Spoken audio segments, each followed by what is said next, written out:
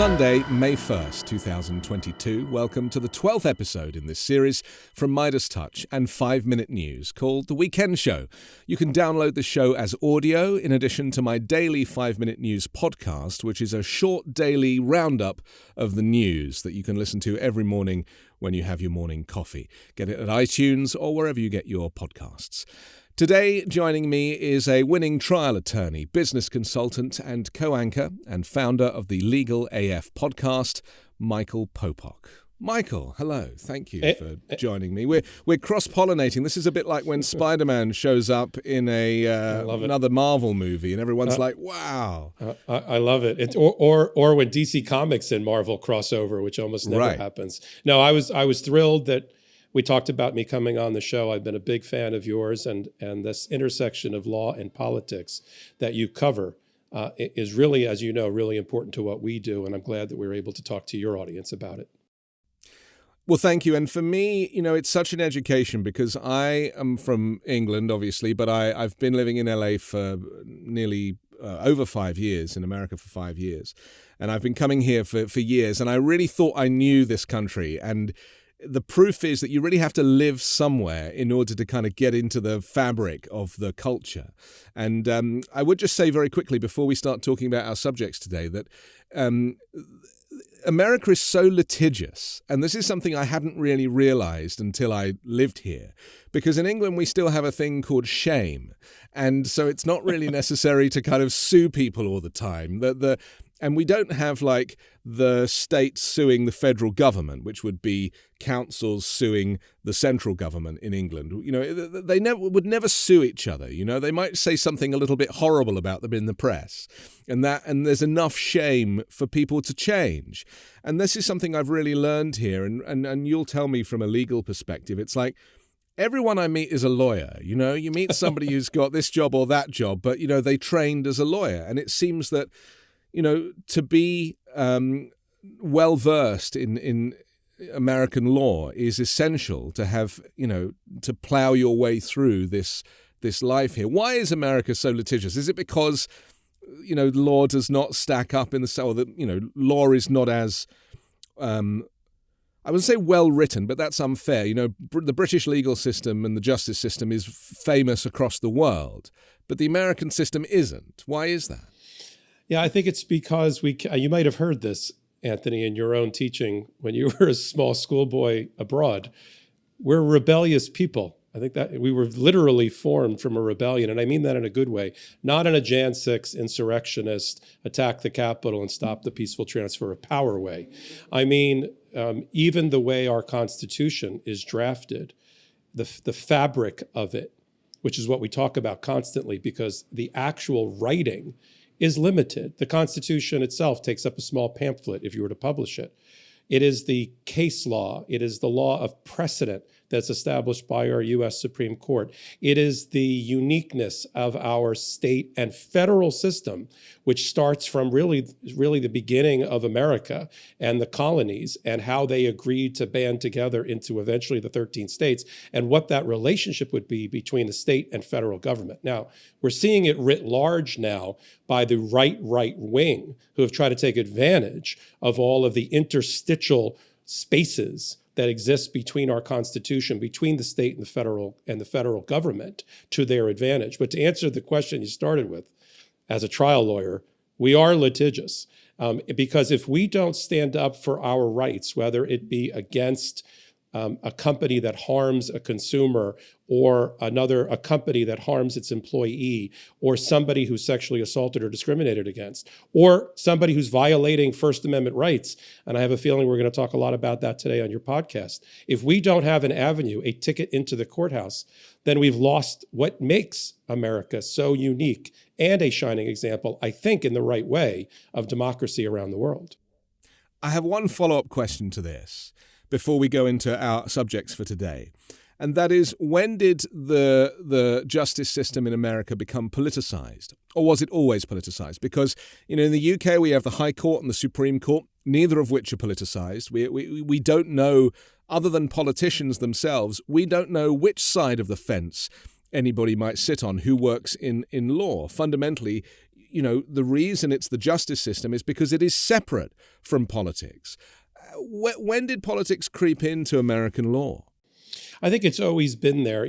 I'll give you an example and then I'll work backwards. A judge recently in Florida, a federal judge, handling a case involving Trump, what else, in which Trump tried to disqualify him because that federal judge was appointed by a politician, a president, President Clinton, 20 years ago, said, aha, you can't impartially rule against me in this case because you're beholden to Clinton from 25 years ago. And the judge who I know, Judge Middlebrooks, said eloquently, and I'll paraphrase, judges, federal judges especially, are above partisan politics.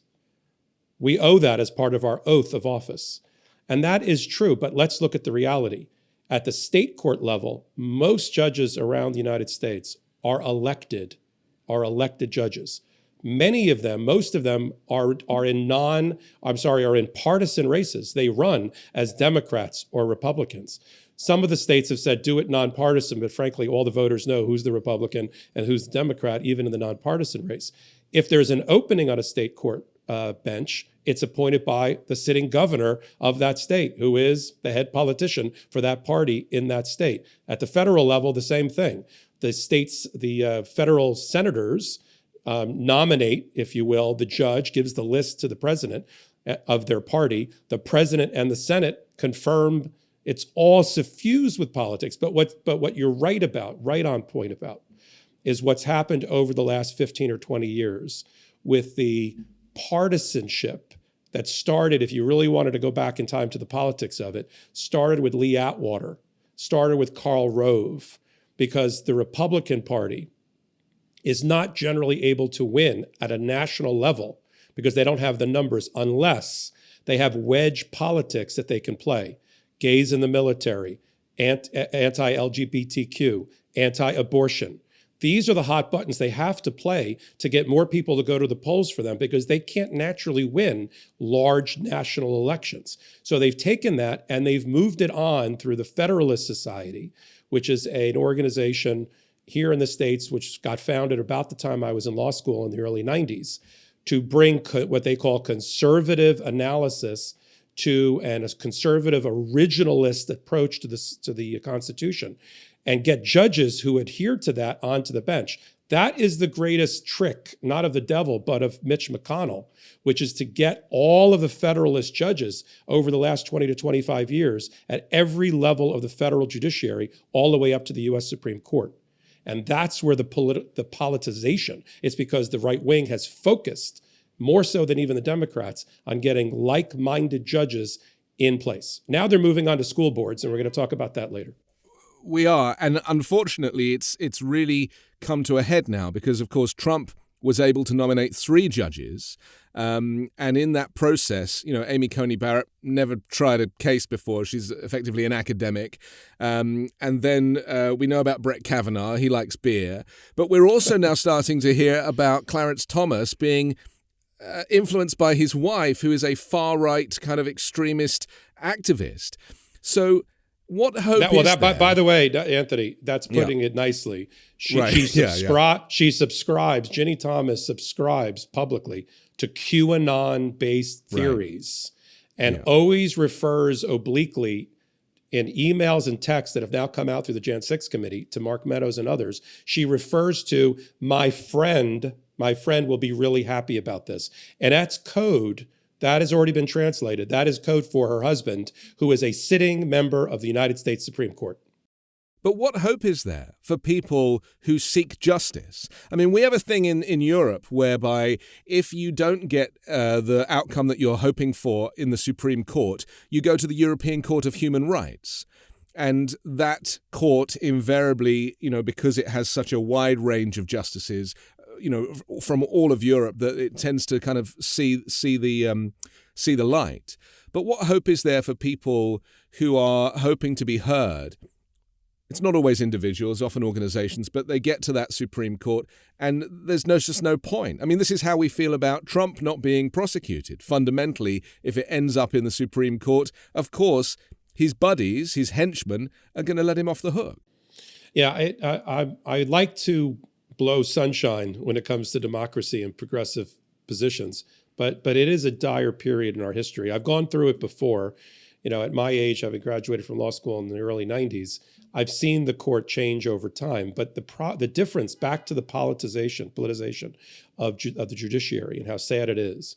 When I was in law school, I may not have been of the party of Sandra Day O'Connor, of Rehnquist, of the others, but I trusted that at the end that they would have apolitical analysis, and I may not always agree with them, but I respected them as jurists. I can't say that anymore because Amy Coney Barrett, Alito, Thomas, I could tell you what they're going to say and what they're going to write before they're even going to write it.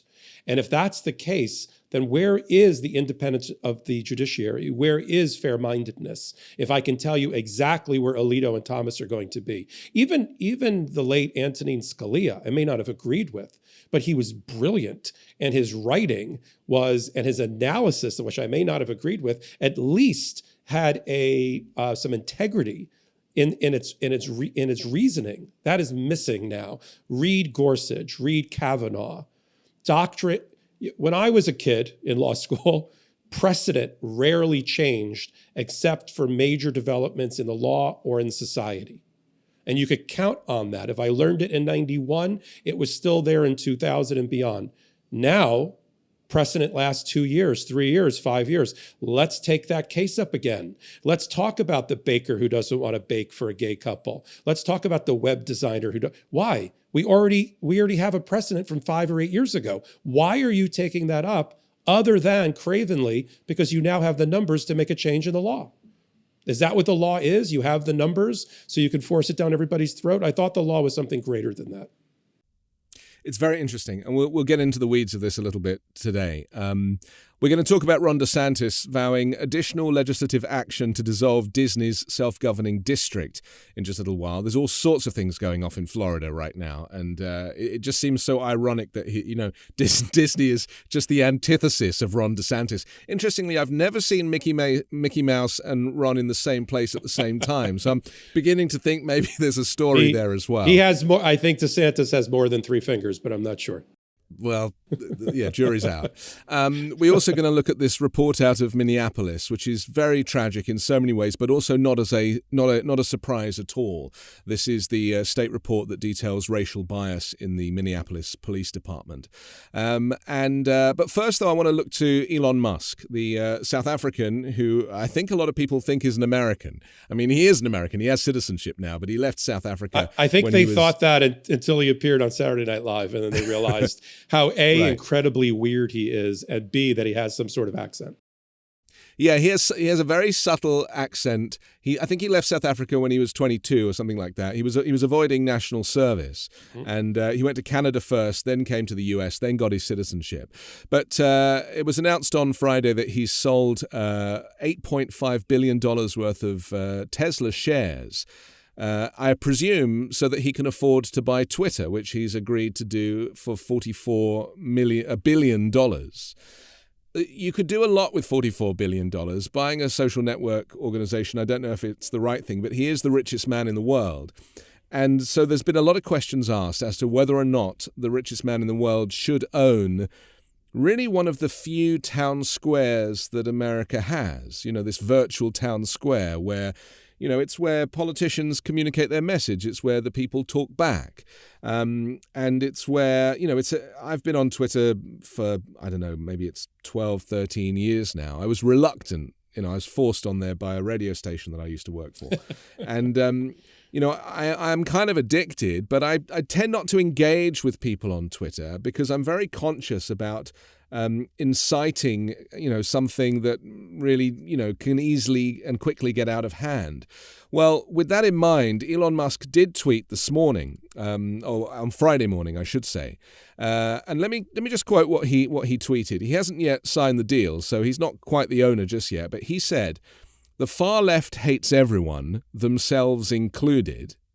And then he followed that up with, "But I'm no fan of the far right either. Let's have less hate and more love."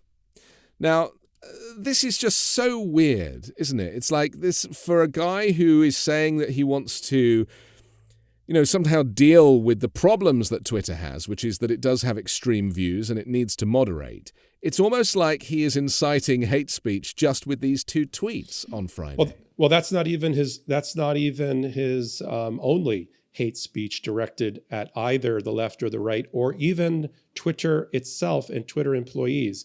You may have reported on this already. If not, I'll talk about it now.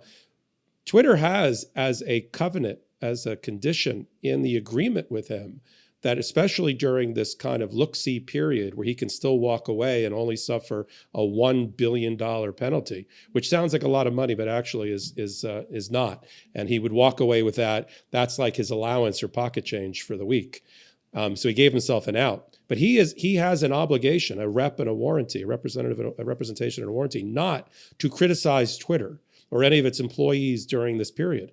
But that's all he's done on Twitter. He came after and attacked the general counsel of Twitter, who was reported was crying at a meeting about Elon Musk taking over.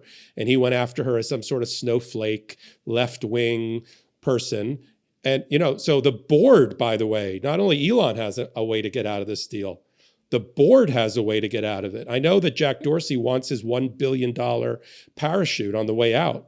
But the board could walk away from this too. And Elon may be, one theory is, as an evil genius, he may be looking for an exit strategy by attacking Twitter and making them walk away from the deal.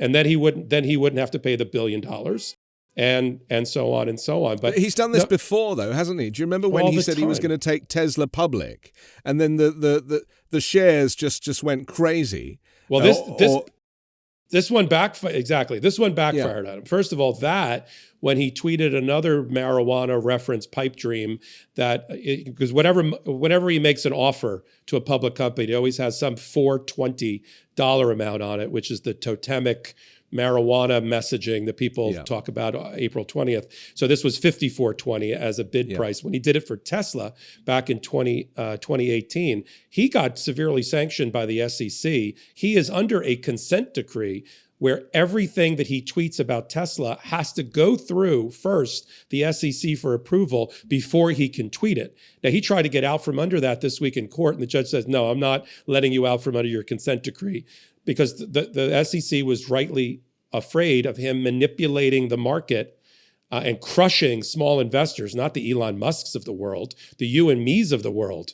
The mom and pops of the world are getting crushed with the oscillating up and down share price. Now, the market, having learned its lesson in 2018, is hammering him in 2 ways. One, it didn't believe the original Twitter offer. And while he was up at $54.20, the stock price stayed at around 50. Because the market was like, yeah, I don't think this deal is going to happen. Then when the board approved it, the stock price started to inch up towards the $54.20. But then they started hammering Tesla stock because they were basically telling him, A, we don't believe you because you fool us once, fool us twice. Secondly, why don't you just focus on making cars and going to Mars? We don't want you buying a social media property in the middle of streaming services and social media being hammered in the marketplace in terms of their stock prices. Why are you doing this? Focus on your core business. And the stock price starts getting hammered, which means he's got to come out of pocket more. He's got to sell more shares, more market depression. Now, look, Anthony, all this doesn't matter because he has so much money. He just got a $23 billion dividend or bonus because he raised the stock price so much over the last 3 or 4 years. So he can laugh in the face of all of these stock price movements, but you and I can't, and the average investor can't. And that's what gets lost on it. Let's talk a little bit about free speech versus hate speech, because this is something that I look at from a slightly different perspective, and I'm sure you're aware, but in England we have hate speech law. And you're not actually allowed to, what you consider First Amendment rights here. It's very different where I come from, which is a democratic country. I worked as a talk show host on the radio for many, many years, and I never felt that I was prevented from saying what I wanted to say, even though the radio station was regulated by the government. I don't think people understand that, regulation, it's not total. It's not a kind of totalitarian concept. There can be elements of light regulation in place, rules in place that enable us to still communicate and volley and be open with our views. Let me just read you a little bit about the Human Rights Act 1998. It's Article 10. This is out of Europe and the UK. Everyone has the right to freedom of expression, but the law states that this freedom may be subject to formalities, conditions, restrictions, or penalties that are prescribed by law and are necessary in a democratic society. Section 127 of the Communications Act 2003 makes it illegal to send a message via a public electronic communications network, i.e. Twitter, that is considered grossly offensive or of an indecent, obscene, or menacing character. Meaning that if you say something on Twitter that is offensive or aggressive, or maybe it could be connected to terrorism or to anti-LGBTQ+, and you post it in your name, and the person that you are posting it against, or an individual, finds it offensive, they can call the police, and the police will come and knock on your door, and they will threaten you to take it down, or you will be arrested. And now, Twitter too? And the provider also? I don't think the platform, no, I don't think the platform. I think it's all about individuals. And so this is where I've come from. And so I've come to a place where people are screaming First Amendment all the time, and yet the aggression, the malice, the vile nature of some people, and invariably it's partisan, isn't it? You know, it's far right Trump people, the MAGA brigade versus the lefty snowflakes. That's really where people butt heads. So will American law ever see the difference between free speech and hate speech, or is the First Amendment here to stay? Well, let me answer it this way on the definition that you just gave for what would be illegal, literally illegal under British law, under law of England and Wales, 15% of America would be in jail. Based on that, they would just be really, I mean, the police would be overwhelmed. You think they're overwhelmed with Jan 6? They'd be overwhelmed with what gets posted every day in chat rooms and social commentary on Twitter and all of that. You started this segment today talking about Twitter has become the town or public square. And I want to talk about that through the First Amendment, because it technically is not. Twitter is a private company. It's one it's a public company. It's publicly traded, but it is a private company as compared to the government. The internet in the United States is considered to be the town square or the public square. There's First Amendment implications related to that. But when it comes to the Twitters and the Facebooks, the Metas of the world, they are not. They are a private company, and they, by Supreme Court precedent, and we just talked about what could happen to Supreme Court precedent, but by current Supreme Court precedent, they and statute, which is the Section 230 of the Communications Decency Act, they are not liable for what is posted there.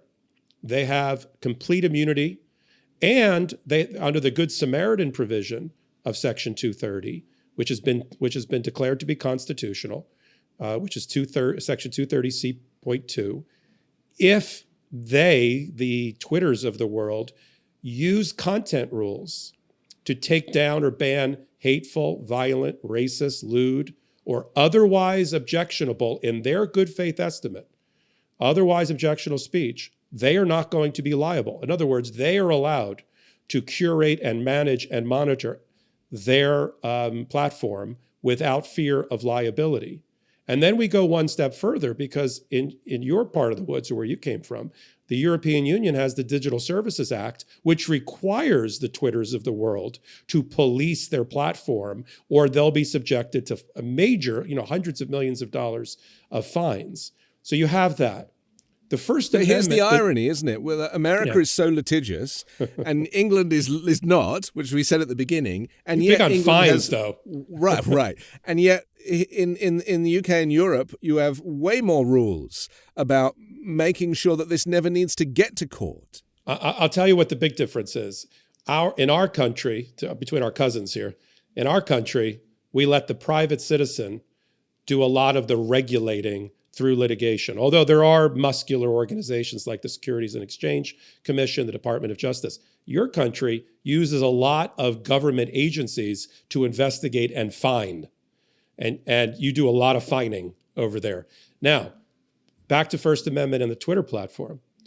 So there is no First Amendment right to have access to Twitter. There's no First Amendment right if that's violated. If Twitter decides that they don't like you and they want to deplatform you and your account because they don't like your content. People have tried and failed to say there's a First Amendment right to that.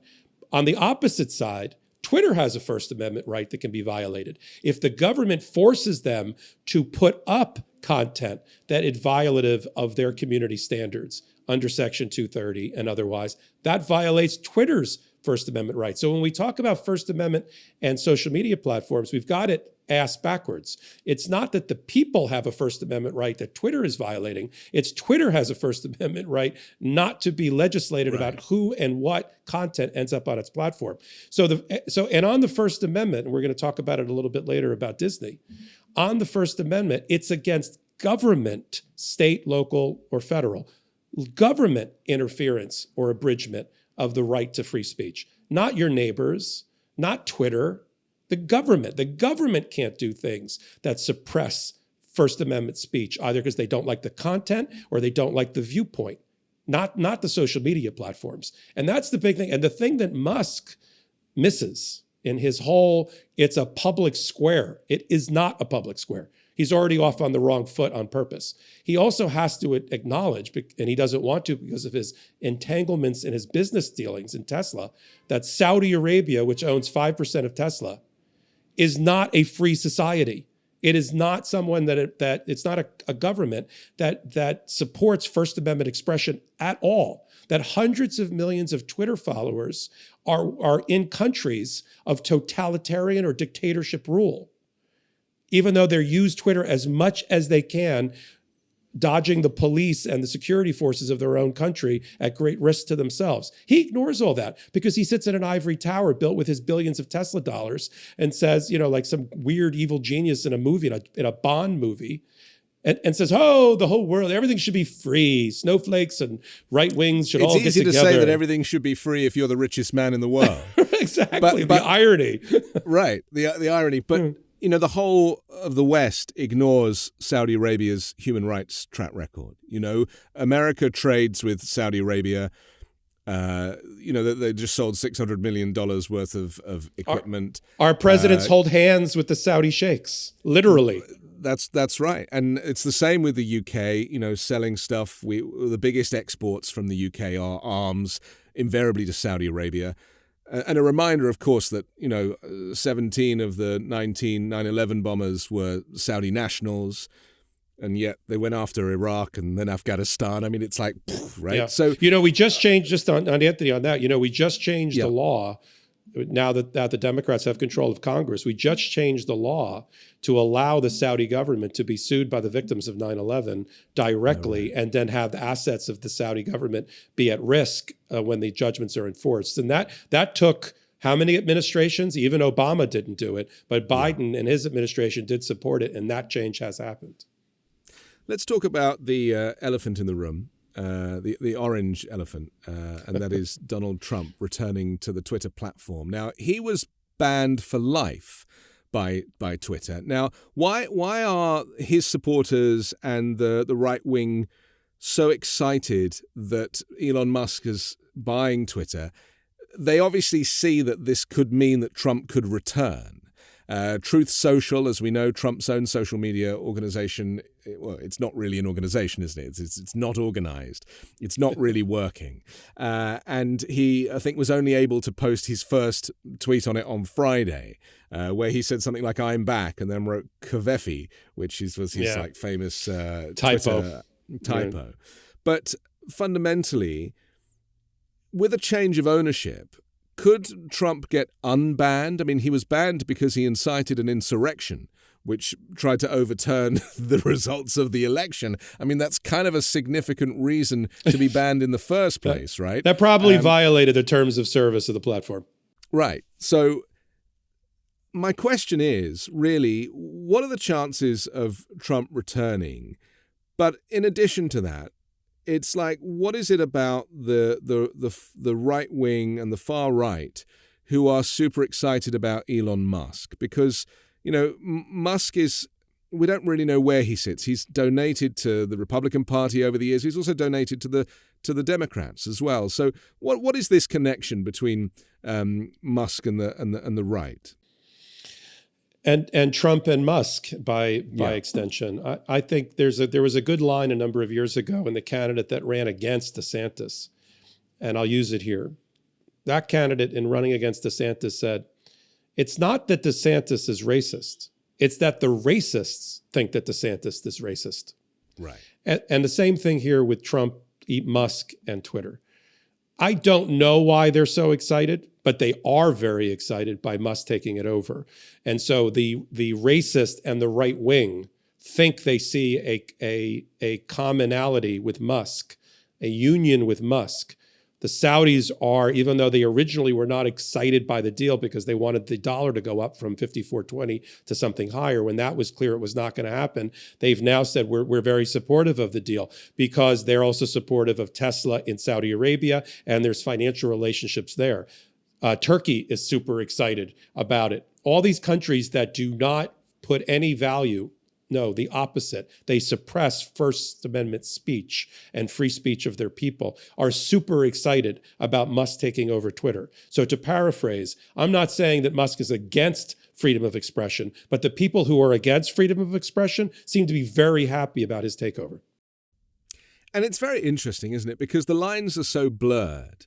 And Musk knows this, doesn't he? He's playing a game. He knows that people have this idea. They've conjured up this idea that that Musk's ownership means, the return of this level of expression, which is basically racism, isn't it? I mean, that's what we're talking about here. It's being free to be racist. When Trump was president, it gave people license to be racist. And I often say, when Derek Chauvin had his knee on the neck of George Floyd, in my opinion, he knew he was going to get away with it because Trump was the president. Mm-hmm. And that's why, Trump's prejudice kind of bled down into society. And so it's not just Musk that knows what's happening here and is playing this game, but Trump knows this as well. He knows he's probably never going back to Twitter. He knows his ban is for life and life means life. So he's also manipulating his followers by saying, I'm back and Kavefi, right? And on Trump, I don't think he gets put back on the platform because of the charges against him. But he has been largely silenced and muted by being off of Twitter. I mean, he's left with holding these ridiculous bad production value press conferences on the back porch of Mar-a-Lago, with these grainy videos from his followers who then post it somehow to Twitter. That's what or as I said once on my own podcast, he's like typing on some sort of typewriter and handing the paper off to some, boy, take this down the hallway and get it published. Right. I mean, he can't do the immediacy of tweeting, which he loved and exploited to no end. And I don't think that's coming back. I looked at that Truth Social platform. I mean, that is not, we talked about public square. That will never be the public square. That is going to be a dark, dark web hole for people that support him. And the other thing because you need somebody to disagree in order to have something. And if there's no one there to disagree with you, then you're just shouting into a void. How about this latest QAnon theory? Joe Biden is dead and he's being portrayed by 3 actors, including, I'm not making this up, Jim Carrey is playing the real Joe Biden. This is what is out there in the hinterland, Anthony, beyond your podcast and mine of thinking. Now, but it's not just from like extreme crazies. This stuff is being said by people like Marjorie Taylor Greene, who is a congresswoman. This is being said within the Capitol building itself, the Lauren Boeberts of this world. They subscribe to this thinking. And so the problem is when it's said by somebody who is an elected representative, who is official, then it takes on a whole new level of truth. And that's why Twitter was so dangerous in the hands of Trump, because somehow he was the president. Yeah, you're not supposed to tweet foreign policy with your finger on the nuclear button in 120 characters or less in the middle of the night when you have a wild hair. That's not supposed to be, and Trump thought that was his strength. His unpredictability. This is what kept Putin out of Ukraine. This is what kept China up at night, or North Korea. They don't know what I'm going to do. He thought he was like the Mel Gibson on Lethal Weapon, oh, I'm crazy. I'm a wild card. Nobody knows what I'm going to do. That's not diplomacy. That's not proper national security policy. That's off the seat of your pants by some middling real estate developer in New York, who constantly confuses celebrity with statesmanship.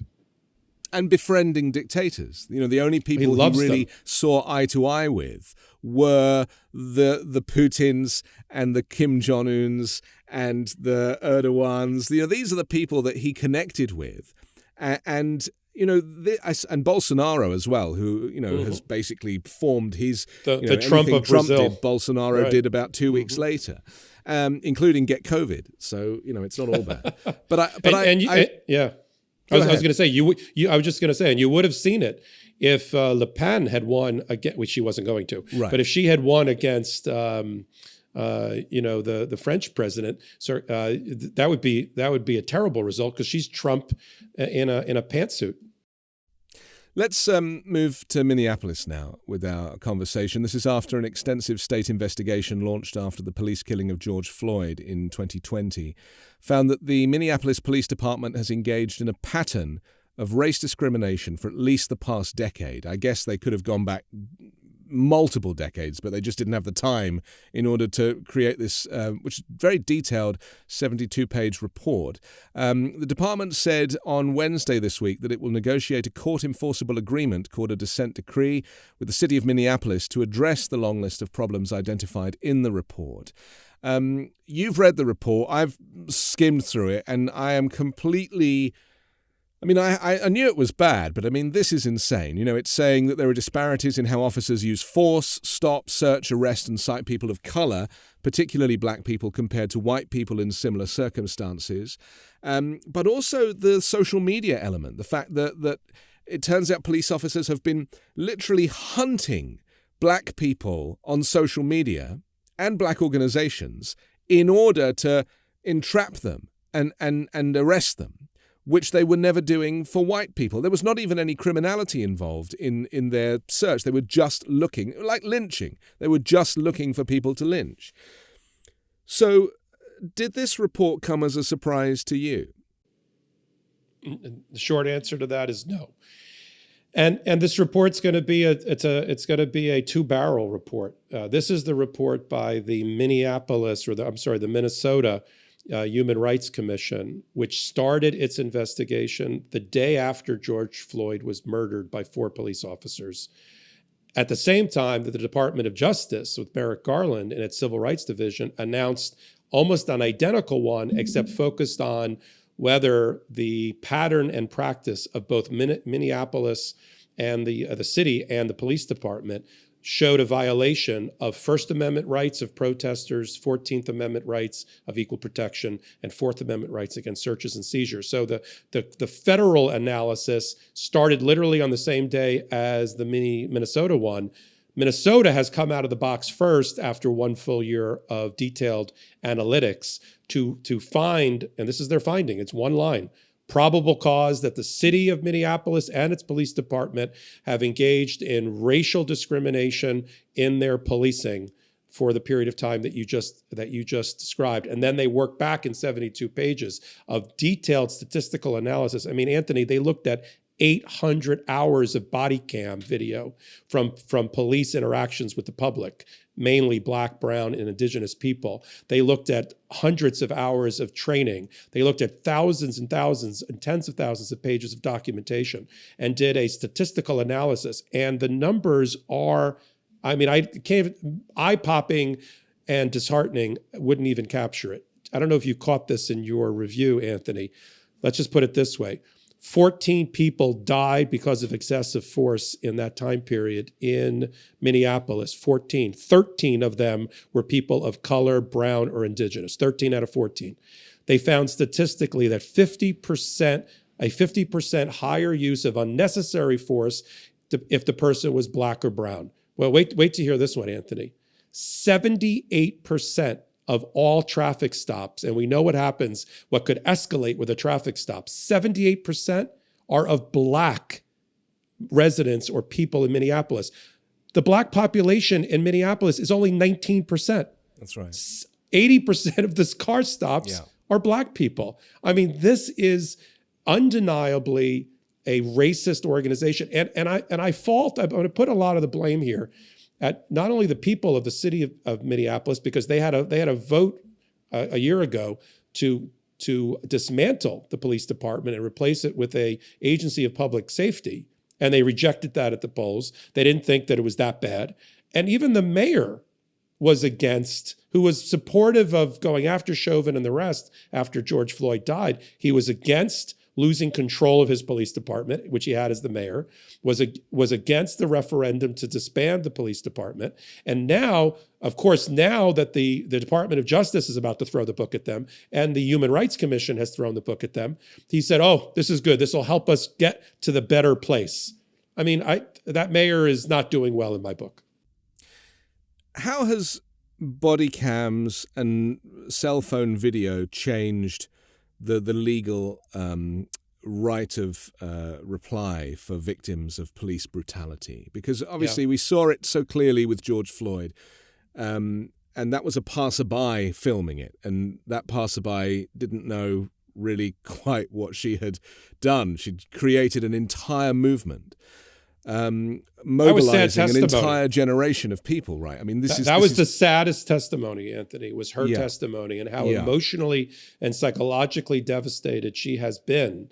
But she felt she had the obligation and the right as a U.S. citizen and as a human being to turn over that video over much personal sacrifice to herself because of the shame that she felt that she couldn't do more for a dying George Floyd. It was, for me, the most poignant testimony in all the George Floyd and yet witnesses. She did so much, in hindsight, she's done so much.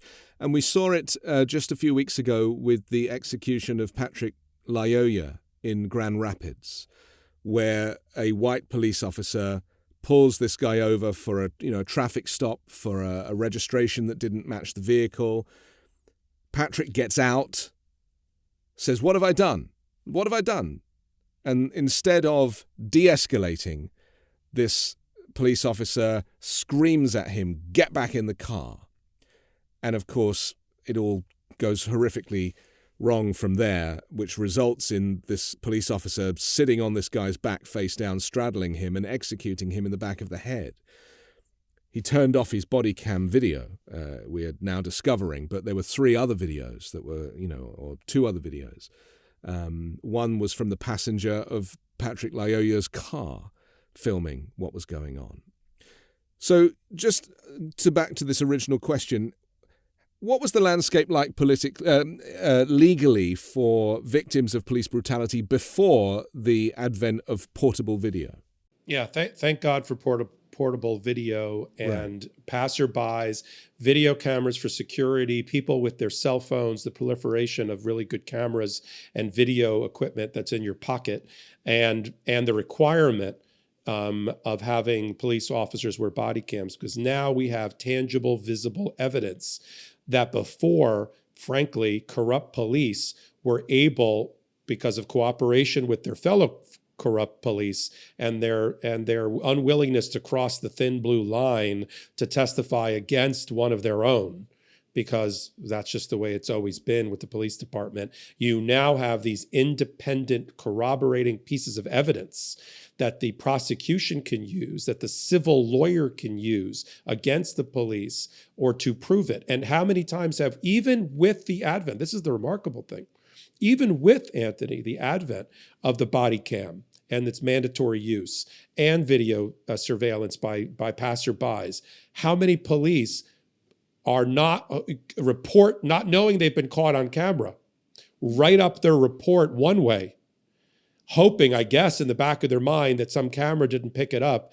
Then the camera comes out, the citizen posts it to social media or reports it to the police, and now we're off and running. Thank God for that, because the natural instinct of a corrupt cop that is executing this standard operating procedure that ultimately leads to the death or maiming of a black-brown person, his natural instinct is to cover it up. is to put a weapon in his hand, to pull a weapon out of his pocket, put a weapon in his hand, to have his fellow police officer vouch for him. That would be the natural instinct, don't they? Of course. They know what they're doing. And my fear is that this report, this Minnesota-Minneapolis report, is just one town. It's just one district. And yet, if this report was to be done for every police department, what would the result be? How similar would it look? Very. Is it because they often say, 99% of police officers are amazing. It's the 1% that is bad. I'm starting to think that should be reversed. Well, I wouldn't go that far, but I will say that Minneapolis, I am sure, is not an outlier at all. I think within the bell curve, in most metropolitan police departments, you're going to find a level of bias in policing. We saw it here in New York during the Black Lives Matter protests that got used as a cover for unlawlessness and looting by people who were not the Black Lives Matter protesters, but were using it as an excuse to break into the local Gucci store. We saw what the policing was under de Blasio. And even though the department has a fair amount of minority members in it, the techniques that they used, are now the subject of Inspector General investigations and other lawsuits about, well, why did you kettle them? Why did you block them from the it looked like the 1960s on the Norman Pettus Bridge, where they had officers blocking one side, officers blocking the other, moving towards them on horseback. I mean, I would have thought I was watching, Selma Montgomery. And right. This was it's the 30-year 2021 anniversary of the LA riots this week, and again a civil rights movement that you could argue now 30 years later has actually, aside from body cam video footage, nothing really has changed. And why is it that on the day that Derek Chauvin was having his sentence passed down, why is it that I and my friends and pretty much half the country were thinking, I don't think he's going to get convicted. I think this guy might get off. I mean, and I was literally like, the moment that I heard that he'd been found guilty, I just was like elated. I mean, why should I be so elated when there was video evidence of him murdering this man? Why do I have such little faith in the justice system that I would think that it's likely that a white police officer would yet again get off? Well, let me bookend it. I think his came after Rittenhouse. Kyle Rittenhouse was exonerated by a jury, so we all were deflated when that jury decided that it was okay for Kyle Rittenhouse to put himself in the situation with a loaded weapon, put himself in a situation where he was going to be chased by protesters, and then fired at them, unarmed men, and killed two of them. And then on the heels of that, you have Chauvin. And also, let's be frank, these jury pools in some of these places, look what just happened in the Gretchen Whitmer, Michigan governor. I mean, I heard the evidence. The plot against her couldn't have been stronger. They were, weaponry. They were plotting. They built models of her cabin. They bought weapons and infrared cameras to try to capture her. And then the jury just believed that they were just a bunch of knuckle nuts who were getting high in a backyard spouting off about COVID policy. I mean, so the Department of Justice should not have lost the Gretchen Whitmer and the signal that sends. And you should not have worried that Chauvin sitting on somebody's neck for 9 minutes where they screamed, I can't breathe, could have led to an exoneration and not a conviction. And it's also the punishment not fitting the crime, isn't it? Because, Derek Chauvin unwittingly used a fake $20 bill to buy cigarettes or something. No, George Floyd, sorry. Yeah. Patrick Lyoya, again, a traffic stop for a registration. And they got the death penalty. They effectively got the death penalty with no trial, with no jury, with no judge. All of those roles got taken on by the white police officer in all of these cases. Yeah. Go ahead. No, I was going to say I'll give you a recent personal example that proves the point, as two white gentlemen of a certain age can talk about. Yeah. I moved into a new home. I put in a new security system. The front door 2 nights ago blew open and the security alarm went off, but we didn't hear it because we didn't have the alarm set right. A police officer, very nervous and his hands shaking, came into our home through the front door at 3:40 in the morning and started screaming for somebody to come downstairs. I figured out quickly what had happened, that the silent alarm had gone off. I came down, I had to put on clothes, a robe. I came downstairs in a darkened house to face a police officer shining a camera in my face and a gun and a hand on his gun. Yeah. Who was shaking. I could see this was the biggest event for him that evening, and police officers do put their life on the line every day. I was as nervous as he was, but my hand was not shaking. As he's shining the light in my eye and asked me for my identification, fortunately my passport was sitting on top because I was traveling recently, and I was able to let him pick up my passport and identify me and still question me. I will tell you what went through my mind. This could have easily, if I were black or brown, coming down the staircase with no identification and him not knowing whether I was the burglar or the owner of the home, I could have easily been shot. And I thought that at that moment. And I thought, thank God I'm white, because this white cop is not going to shoot me in my own house under that scenario. But that is not what black and brown people feel every day in their interactions with the police. And we could talk about Breonna Taylor and the no-knock warrant, which, again, these situations where police seem inclined to fire their weapon first before they've been able to intellectualize the situation in front of them. It's very interesting. There was a piece that in the Star Tribune about communities of color were not surprised at the outcome of the report in Minneapolis. They're basically saying, we have been screaming this for decades. We know exactly what's in this report. And yet no one has been listening to us. And yet it's taken this, significant 72-page report for somebody to listen and take an official line. So just explain about this decree. What is the likelihood of the recommendations of this report actually being applied in the case of this state? And will there be changes to policing as a result of it? I think I am sure that there will be changes to policing. I'm not sure that the Human Rights Commission and its powers in finding probable cause on its own is going to lead to effective changes. Two things have to happen, I think, for that to happen, and they're both in the works. One, having now issued the report, they're going to have to go try to enforce it under their powers through the state court system, because they've also found a violation of the Minnesota state constitution. They're now going to have to file a civil case and then try to enter into a consent decree with the police department. Again, they already got, a couple of days after George Floyd, this same organization ran into court and got the city to agree to a consent decree requiring body cams, changes in their police structure, that they wouldn't use riot disbursement mechanisms without the police chief being involved, and other restrictions that they agreed to at the outset. Now, this organization with the 72-page report, Anthony, is going to have to run in and give some teeth to it with a court system. However, they're also in dialogue, I am sure, with the Department of Justice, which would take precedence over the state and may ask the state to back down for the time being until Merrick Garland's Department of Justice catches up and issues its report. Because if DOJ has a lot more teeth than Minnesota, if the Department of Justice finds, as I believe they will now with the 72-page report in their hand,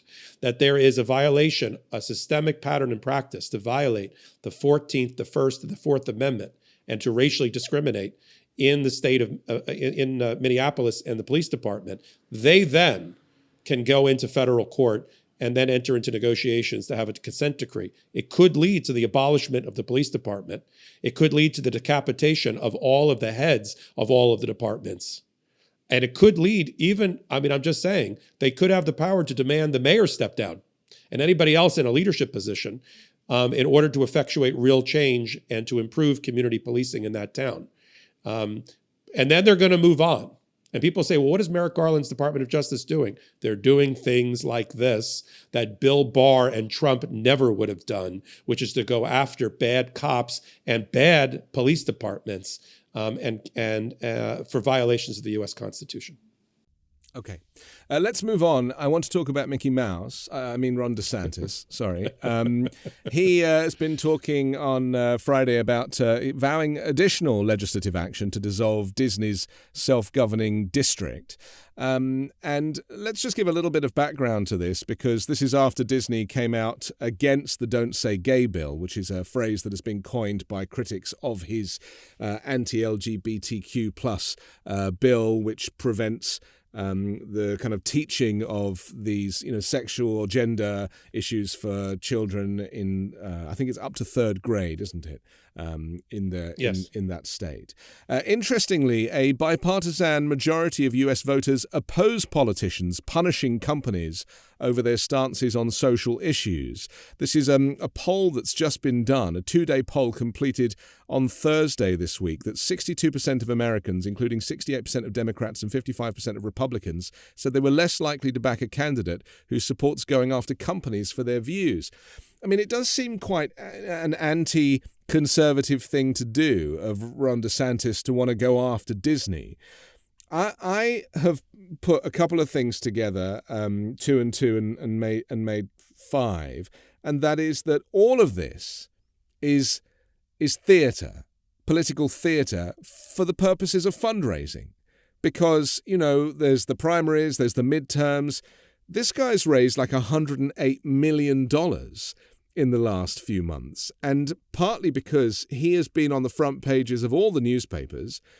Everything he comes out with is controversial, seems extreme, and yet, whether he believes these things or not, he is basically raking in tens of thousands, in this case millions of dollars, in fundraising for his campaign. Is that what's behind this? I mean, is he prepared to lose Disney over this? Is it about him becoming president? Yeah, you've hit the nail directly on the head. He has to know that going after what Floridians call the big mouse, which is Disney, which is the number one employer, and it is the straw that stirs the drink in Florida, and has since the 1960s, when Walt Disney literally got up in a plane to look down at Orlando and Right. see these fields to plant his new dream of Walt Disney World. Walt Disney. I can't underestimate for the audience how big of an influence politically and economically Walt Disney is in all over the state of Florida, and not just in Orlando. For instance, when the state considered 10 years ago to open up casino gambling in Miami, which is a threat to the big mouse's monopoly over entertainment dollars, the big mouse roared and said no, and effectively blocked all gambling in Miami at that moment. And it has that power. And no governor has saw fit to go after them, especially to retaliate against the First Amendment rights of Walt Disney, that they were a little bit late. They were on their back foot when the Don't Say Gay or the Parental Rights and Education Act, they always give it these great highfalutin highbrow names. But the Don't Say Gay Act, for the first couple of days, Disney stayed silent, and its employees were livid, as were other people in the LGBTQ community, who often go to Disney on Gay Pride Day and other days that were welcomed by Disney. Finally, they got off their back foot and they said, you know what? We want it repealed. It's wrong. And in direct retaliation for that, as you've outlined it, for the exercise of their First Amendment rights, because companies have First Amendment rights too, DeSantis said, I am not going to allow a major corporation who gets tax dollars and benefits from my state to go against me and have the temerity to go after my act. I'm going to repeal your special district exception since 1967 that allows you to self-govern all of the territory around Orlando, at much expense to Disney, by the way. They provide their own police, fire, safety, Right. utilities, and with 500 employees, instead of letting the Osceola County and Orange County do it. We're going to repeal that. And because he literally has said at press conferences, we're going to repeal it because of your position on Don't Say Gay, which is a a viewpoint-based discrimination, which is outlawed by the U.S. Constitution and its First Amendment. Even so this it's outside Supreme of Court, his jurisdiction, basically. He is taking a leap of faith because it's going to keep him in the headlines, and he knows he's going to lose this. Yeah, right. he knows. Just as you set up the piece, he knows he's going to lose this. But this is red meat to his base, to his donors, to his fundraising, and so he doesn't care if he wins or loses. He's going to do all of these extreme things. He's like the kid that will keep testing until he burns his hand on the stove about what he can get away with his parents, and he knows his base loves this. You know what? And he's going to keep doing it, even if he loses in the courts, until the courts say stop. So, for instance, I'm going to have on my show on Legal AF next week, the lawyer who's leading the first case in Florida, Ronnie Kaplan, and her firm against Don't Say Gay in the Northern District of Florida. They filed a case claiming that statute itself is against the U.S. Constitution. And so there's just going to be all of these law firms in the Department of Justice that are going to be going after him for what they did to Disney. And then I love Disney's position, by the way. Disney didn't come out and said, First Amendment rights you're violating. Disney said he tried to hit them where they live in the economics and kick him in the economic what. And they said, I don't know, we got $2 billion worth of bonds that are tied to us having the Reedy Creek Improvement District at our disposal. And if you take that away from us, which violates our contract with the state of Florida, what's called a compact with the state of Florida since 1968, well, then we're going to be in default under our bonds, and you're going to have to pay the $2 billion back, Governor. And why don't you just allocate that among all the taxpayers in the state of Florida? And then if we're not a government anymore, we're going to look to Orlando and Osceola County and Orange County to take over all of these services at much expense to the taxpayer. So how do you like that? So that was their first response from a PR perspective. It wasn't First Amendment. It was money. Interesting. I mean, I have a theory that there's never been a huge amount of research by the likes of DeSantis's people to find out whether or not they are as anti-woke as he is, or anti-abortion, or anti-LGBTQ plus education, or anti-critical race theory as he is. And my concern is that, they're pushing this very far right agenda, and yet the people of Florida, yes, of course, there's the MAGA brigade. They make a lot of noise, and they're the ones that are going to applaud this. And I saw DeSantis on Fox the other day sitting in some, he was being interviewed. He was like the star, and he was saying, I will not allow Disney to do this, to try and indoctrinate our children in this, and I was like, whoa. And the crowd, of course, they're all a perfectly selected crowd, screaming and applauding, perfect Fox audience. They've created, again, political theater. But what if the people that are fundamentally going to vote, what if they are not as extreme as he is? Because, statistically across the country, America is actually a kind of a progressive country. It's not as extreme and as far right as some of these Trump and DeSantis characters lead us to believe. So could this backfire for him? Well, having lived in Florida for 20 years and down in Miami and been involved with local politics there, I have something to report that I never thought I would say. When Obama won Florida, and primarily because he won the Orlando corridor, which is primarily Latino, and he won reliably Miami-Dade County and all the counties of South Florida, Palm Beach County, where Trump Mar-a-Lago is located, Fort Lauderdale, Broward County, and Miami-Dade. You could just check those off as in the Democratic category, and they were reliably Democratic. But there has been a major change. I went down and worked the polls this last cycle for Biden. Biden barely won Miami-Dade County, primarily because they're going after not only the Cuban American vote, which has always been reliably Republican, but new immigrants who have come from Venezuela, Colombia, and other places, which used to be Democrats when they got here, have now been converted both by the Trump cult and because they have the Republicans have gone after Spanish language radio, and I can't even tell you what they called Biden on Spanish language radio. I heard about this. Yeah. Or what they called Kamala on Spanish language Right. radio. Yeah. The best I can tell you is that she was his nurse. That was the Yes. best I ever heard. Yes. And then there were songs that were created that are not suitable when they're translated into English. And they have made headway into convincing Miami-Dade County. And if Miami-Dade County goes Republican, that's the canary in the coal mine. The whole state will then go Republican because the Democrats have to win and win big in Palm Beach down to Miami in order to win Florida. So even though we kept losing the governorship from the Democratic standpoint, we used to reliably be competitive or better with the Democrat. And now Florida I used to think it was moving towards blue. It's not even purple anymore for presidential politics right now. Yeah. It is red. So I'm not sure. 5 years ago, Anthony, I would have agreed with you that DeSantis is more right-wing than the state, but he can win on this far extreme of the party in the state of Florida right now. And that's a sad commentary. And just finally, across the country at the moment, inflation is out of control. GDP is down. The stock market's having all sorts of interesting fluctuations of its own, but people fundamentally feel poorer. All of these things, and Biden is not really doing much to kind of, to really convince people that he's got a handle on this. All of these aspects, all of these elements are fodder for the right to say, well, none of this happened under Trump.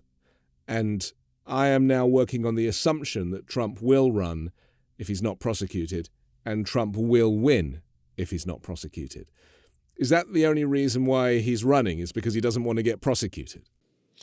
Yeah, I've seen that theory that if he's the sitting president, they'll have to abate their prosecutions. I'm not sure that's how that works exactly.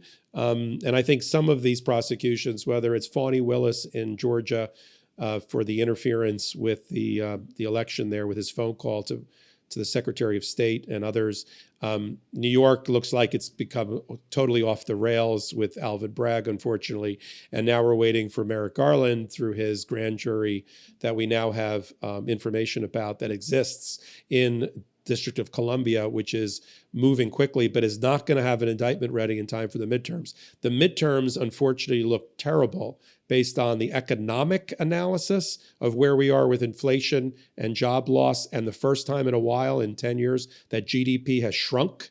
It just got announced under Biden, which is not good when you put $4 trillion of government money into an economy, and that leads to it shrinking. That's not a good thing. And he said it was for technicalities or technical reasons. Like his response was very woolly over this. Yeah. But this is all going to contribute to Trump's argument, that the war would never happen under him, and that, the coronavirus would have been dealt with better under him because he invented the vaccines. I mean, this is my fear, is that, really there's a chance that the clock is going to get wound back.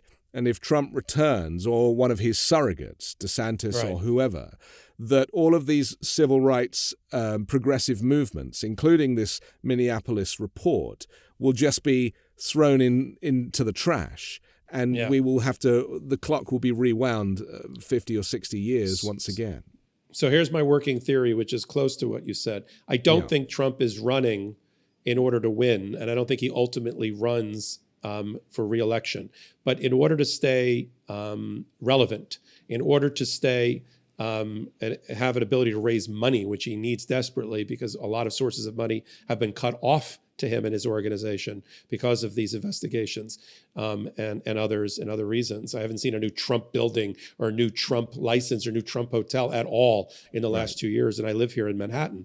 But he needs to stay relevant, and he needs to have a job. So he runs for office, but he doesn't believe at the age of 80, with all of his problems, that he could actually win. I mean, Biden just didn't win by a little. He won by a lot. He won by 7 million. Now, the problem is Biden, and I hate to say this because I voted for the guy and I like the guy a lot, he is not resonating with the American people as a likable president that they believe and they want to follow.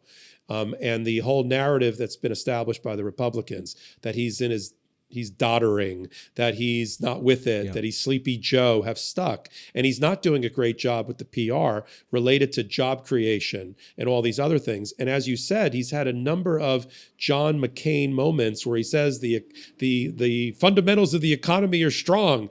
Disregard inflation, disregard gas prices. You die a death of 1,000 paper cuts. All of these things that he's asking people to suspend their disbelief about. He needs to have a better story, and he doesn't seem to have the people around him that are able to communicate that. And Kamala's not doing a great job either at being his surrogate the way that Biden was for Obama.